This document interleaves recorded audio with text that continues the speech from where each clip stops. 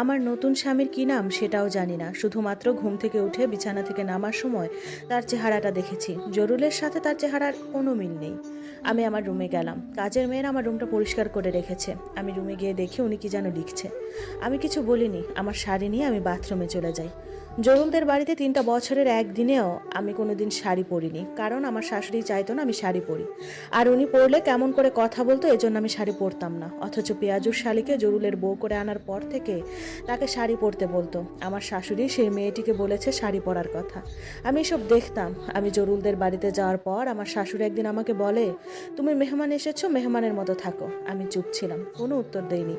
জরুলের নতুন বউ একদিন কথার ছলে আমাকে উদ্দেশ্য করে বলে, আমি এখানে হাঁটি হাঁটি আসি নাই, 5 জন মাতিয়ে এসেছি। আমার মা বাবা আমাকে প্রেম করে পালিয়ে আসা শিখায়নি।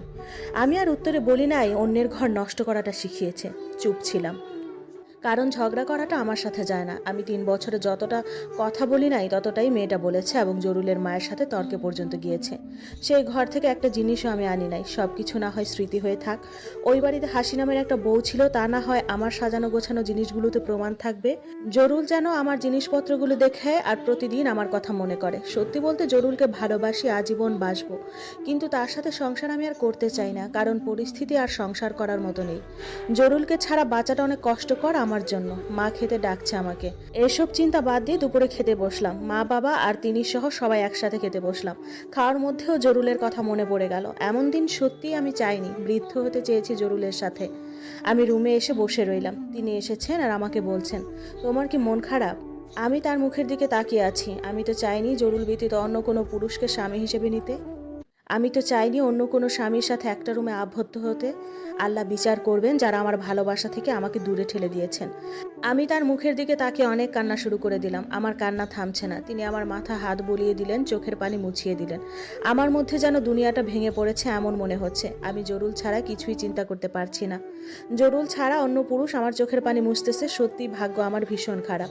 আমি কান্না কণ্ঠে তাকে বললাম, আমাকে একটু সময় দিবেন? আমি একটু সময় চাই, কিছুদিন সময় চাই। তিনি বললেন, হ্যাঁ দেব, নাও কিছুদিন সময়। তিনি রুম থেকে বেরিয়ে গেলেন। বিকেলে আমার বাবা মা ভাই আর কাজিনরা এসেছে। আমি মাকে জড়িয়ে ধরে বললাম, মা চিঠিটা কি পাঠিয়েছ? মা বলেছেন ঢাকা থেকে নয়, চিটাগং গেলে পাঠাবো। আমি পাঠাবো, তুই চিন্তা করিস না।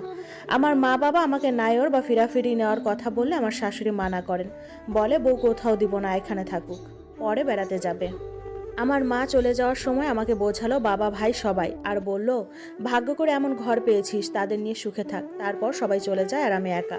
রাতের বেলা আমার তিনি এসে আমাকে কপালে চুমু দিয়ে বলেন, তোমার মন কেমন আছে এখন? আমি বললাম, ভালো। এটা বলে অন্যদিকে ফিরে শুয়ে আছি।